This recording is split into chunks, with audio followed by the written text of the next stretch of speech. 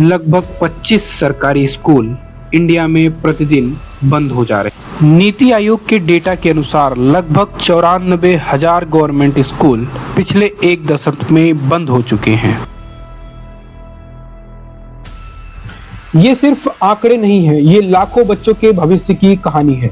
आज भारत दुनिया की चौथी सबसे बड़ी अर्थव्यवस्था बन चुका है, लेकिन इसी भारत में हजारों सरकारी स्कूल या तो बंद हो रहे हैं या तो दूसरे स्कूलों में मिला दिए जा रहे हैं।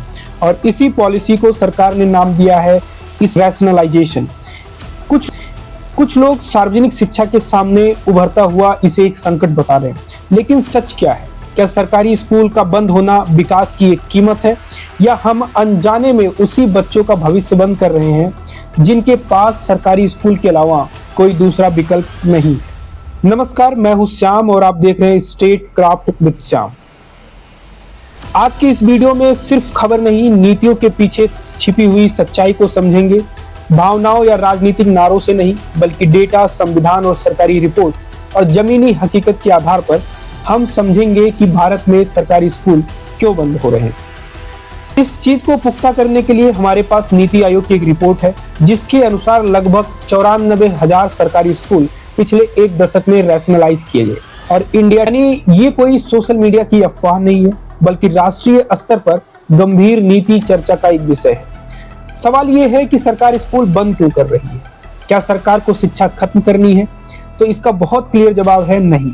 सरकार कहती है कि this is the process of the school rationalisation. यानी थोड़ा सा समझते हैं कि स्कूल रैशनलाइजेशन क्या होता है। यानी जहां बच्चे बहुत कम पढ़ रहे हों, वो छोटे छोटे स्कूलों को मिला के एक बड़ा स्कूल बना दिया जाए। सरकार का कहना है कि इससे बेहतर शिक्षक मिलेंगे, बेहतर भवन मिलेंगे, बेहतर प्रयोगशाला मिलेगी और संसाधनों का बेहतर उपयोग किया जाएगा। सुनने में ये तर्क तो उचित लगता है, लेकिन पूरी कहानी यही खत्म नहीं होती। सवाल उठता है कि असली समस्या कहाँ है? भारत का हर गांव दिल्ली या लखनऊ तो नहीं है।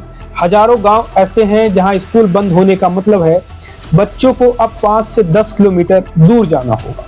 और यहीं से शुरुआत होती है सबसे बड़ी चुनौती। यानी कई गरीब परिवार बच्चों को इतनी दूर पढ़ने के लिए नहीं भेज सकते, विशेषकर बेटियों को। और यही कारण है कि कुछ विशेषज्ञ भी कहते हैं कि स्कूल का बंद होना सिर्फ एक प्रशासनिक फैसला नहीं, बल्कि एक सामाजिक फैसला भी है। सवाल उठता है कि इस पॉलिसी का सबसे ज्यादा इम्पैक्ट किस पे पड़ेगा? कौन वर्ग है जो सबसे ज्यादा प्रभावित होगा? और यह निर्णय सभी बच्चों को समान रूप से प्रभावित करता भी है या नहीं? तो ग्रामीण बच्चों पर, अनुसूचित जात, अनुसूचित जनजात समुदायों पर और आर्थिक रूप से कमजोर परिवारों पर, बच्चियों पर, दिव्यांग बच्चों पर, जिनके लिए सरकारी स्कूल सिर्फ एक स्कूल नहीं, बल्कि शिक्षा तक पहुंच का एकमात्र रास्ता है। और इस चीज को बेहतर ढंग से समझने के लिए अगर हम संविधान का सहारा लें तो ये काफी उचित रहेगा।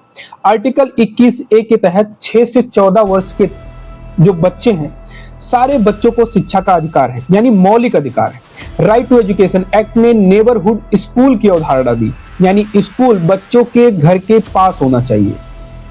और अब सवाल उठता है, अगर स्कूल दूर चले जाएं तो क्या हम इस अधिकार की भावना को कमजोर कर रहे हैं?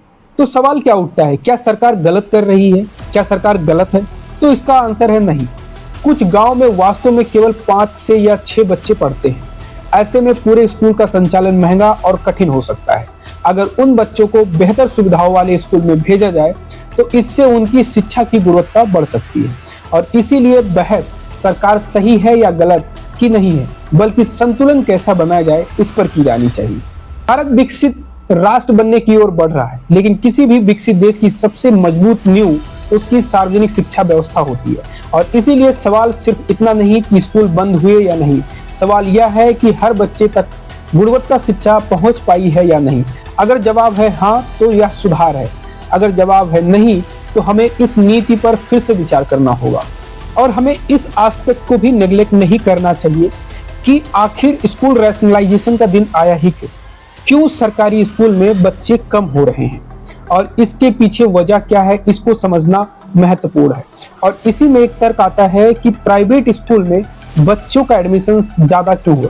क्या ग्रॉस इनरोलमेंट जो रेशियो है वो सरकारी स्कूल में काफी कम हुआ है, या gross enrolment ratio private school में काफी बढ़ गया है? सरकारी स्कूल, सरकारी शिक्षा के बारे में आप क्या सोचते हैं? आपका क्या राय है?